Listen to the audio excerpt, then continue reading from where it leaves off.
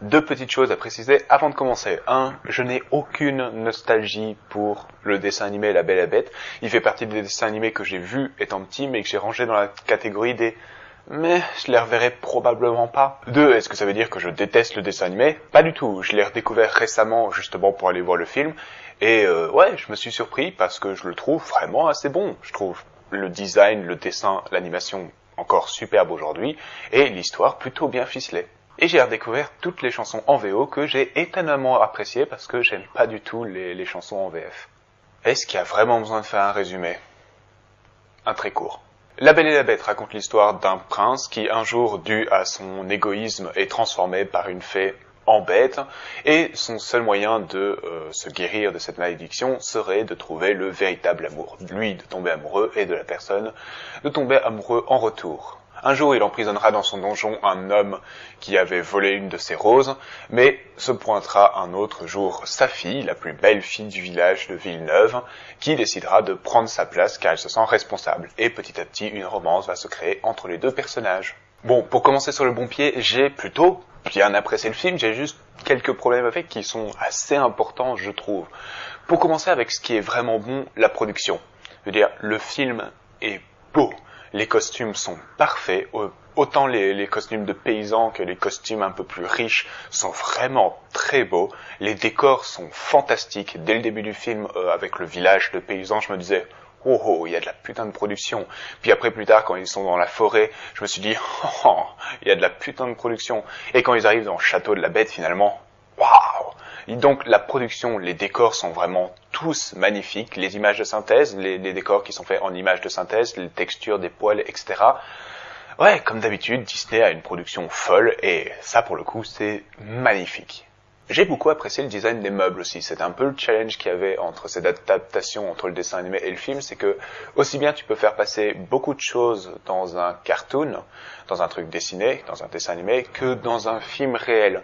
Donc ils ont retravaillé un peu tout le design des meubles vivants, et ouais, je trouve ça assez intéressant, je trouve que l'horloge est bien, je trouve que Lumière est très intéressant dans son design, simple, oui, mais très intéressant dans son design, et même les autres meubles de la maison, le clavecin, la garde-robe, le porte-manteau, je trouve qu'ils ont vraiment quelque chose qui s'en dégage et qui sont plutôt assez bien travaillés. Par contre, pour ce qui est de la terre et de sa petite tasse, là pour le coup je trouve ça un peu faible, c'est juste une terre où on a mis des stickers en forme d'yeux, donc ouais, eux, pour le coup, comparé à tous les efforts qu'il y a eu sur les autres meubles, pour le coup, eux, je les trouve très bof. Et tant qu'on est sur le design, je vais aussi passer sur le design de la bête. Je m'en doutais avant d'aller voir le film, mais en ayant vu le film, c'est encore plus flagrant. Le look de la bête est pas terrible. Je parle pas de son corps, je parle pas de ses cornes, je parle en fait de son visage. Parce que ça se voit clairement que c'est un visage humain qu'on a scanné, et on a rajouté des poils dessus en image de synthèse.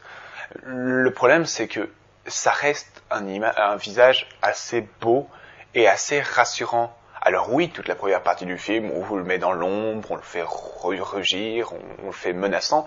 Le problème, c'est qu'il a quand même un visage à la limite du beau. Et c'est un problème avec Disney, c'est qu'ils n'arrivent plus à faire des choses laides. Ils veulent vraiment que tout le monde soit presque beau dans leur film. Et donc là, la bête est plutôt rassurant. Et donc son côté bestial humain est beaucoup moins clair parce qu'il a l'air beaucoup plus humain que bestial dans son visage, je répète, pas dans sa façon de bouger, pas dans son comportement. Son comportement est toujours bien fait. L'évolution de la bête petit à petit, pas du tout civilisée, à de plus en plus civilisée, est resté le même. C'est juste son visage qui est vraiment trop beau. Je sais pas trop si c'est pour faciliter la compréhension que Belle puisse tomber amoureux de lui, mais en même temps elle est censée tomber amoureuse de ce qui est à l'intérieur de lui, pas de son look, c'est le principe. Mais en même temps, il y a des rajouts par rapport à l'histoire principale qui s'intéressent justement plus à leur relation. Et donc, ouais, la relation entre la Belle et la Bête, je la trouve mieux réussie dans le film. Comme je l'ai dit, il y a 2-3 scènes rajoutées qui s'intéressent en fait sur le passé de Belle et sur le passé de la Bête, et où on découvre qu'ils ont peut-être plus en commun. Et ça marche plutôt bien, parce que le film rajoute en fait des raisons pour lesquelles Belle tombe amoureux de la Bête. C'est pas juste magique, comme ça l'était un peu dans le dessin animé. Dans le dessin animé, c'était un petit peu, voilà, elle le sauve des loups, et là, d'un coup, paf, il y a un truc magique qui s'est créé, il s'aime, et Oui, ça peut marcher, mais là dans le film c'est plus concret, on comprend clairement ce qu'ils partagent, leur passion, ce qu'ils ont en commun par rapport à leur passé, et donc là ouais, l'évolution de leur amour marche mieux dans le film, ça de loin. Ce qui marche aussi merveilleusement, c'est Gaston, qui est de loin la chose la plus parfaite du film. L'acteur le surjoue vraiment, mais en même temps, le personnage doit être joué comme ça. Et c'est lui qui balance la plupart d'humour du film et qui sont plutôt assez bien rythmés et assez bienvenus. Et pour la première fois de ma vie, je peux comprendre un truc que je n'avais jamais compris dans le dessin animé, c'est que dans le dessin animé, on ne cessait de dire que Gaston était beau, mais con. Sauf que il est pas beau, quoi, il est moche comme un pou. Alors que là, l'acteur qu'ils ont choisi dans le film, effectivement, est plutôt agréable à regarder, donc je suis content, je peux enfin avoir un Gaston qui est effectivement beau, mais stupide comme ses pieds. Tant qu'on est sur la beauté du casting, je peux enfin aussi avoir une belle, où je me dis, effectivement, Emma Watson est très belle.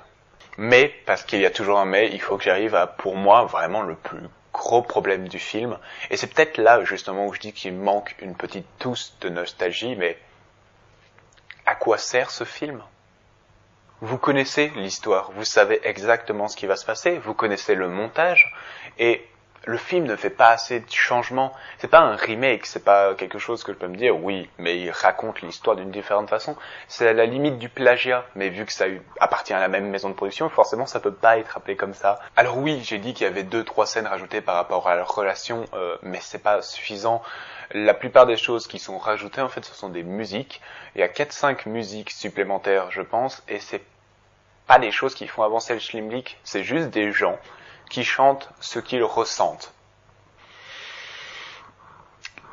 Ça à la limite un peu de la perte de temps, donc en soi, ça ne fait que rajouter à la durée du film, plus que rajouter à l'histoire du film.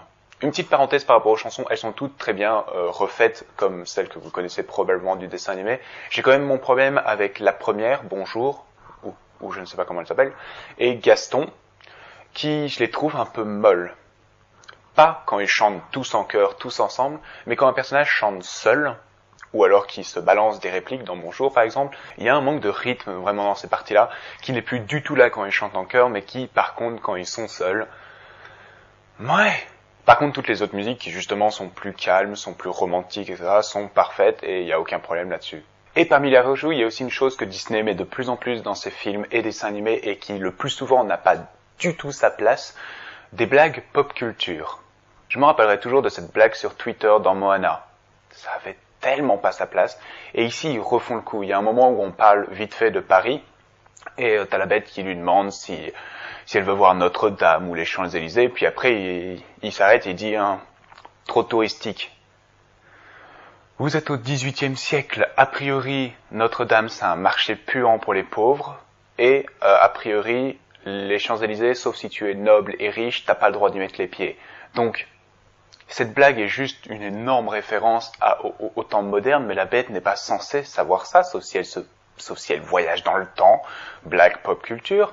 Après, plus tard, il y a un clavecin qui tombe sur le fou et il fait la marche funèbre. Tan, tan, tan, tan, tan, tan, tan, tan, tan, tan, tan. Ça n'a pas non plus sa place là, pour la simple raison que pourquoi est-ce que le clavecin jouerait ça? Je veux dire, c'est dans notre époque qu'on a considéré que cette musique devait être mise devant tous les moments graves. Et en plus de ça, cette musique est composée par Chopin, donc a priori, il l'a composée 100 ans après votre existence. C'est peut-être des choses dont vous en avez rien à foutre, mais moi, personnellement, ça m'énerve toujours au plus haut point et il faut vraiment que Disney arrête avec ces blagues pop culture. Ils ne les maîtrisent pas du tout, ce n'est pas l'endroit pour le faire, et le plus souvent, c'est complètement hors propos.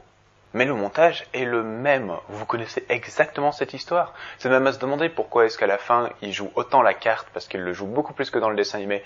Il joue énormément la carte de la malédiction est complète, la bête meurt, les objets deviennent de vrais objets, etc.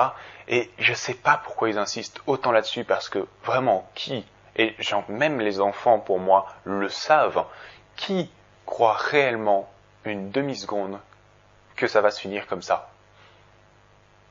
Vous connaissez tous l'histoire, ce qui fait qu'il n'y a aucune surprise pendant tout le long du film, et il n'y a aucun vrai sentiment de waouh, de découverte, parce que vous connaissez tout, et c'est vraiment un des plus gros bémols du film. Si je devais coter ma satisfaction en ayant vu Beauty and the Beast, elle serait de 15 sur 20. Comme toujours, merci d'avoir regardé cette vidéo. Vous pouvez l'aimer, la partager, vous abonner à ma chaîne et la partager également. J'ai une page Facebook, Twitter dans les liens de description et je vous retrouve la prochaine fois pour une nouvelle critique.